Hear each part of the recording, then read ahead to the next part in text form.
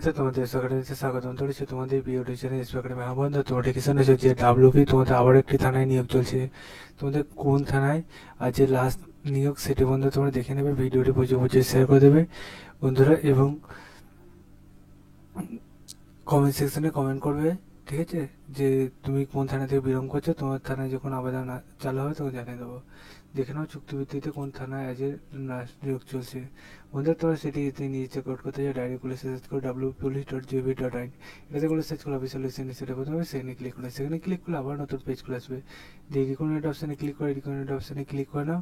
দেখবে তোমাদের যে চুক্তিভিত্তিতে নিয়োগ চলছে ডাব্লিউপি, সেইটার মধ্যে দ্বিতীয় নম্বর গেট ডিটেলস হবে। সেই গেট ডিটেলসে ক্লিক করে তোমরা আবার একটা গেট ডিটেলসে ক্লিক করে নাও।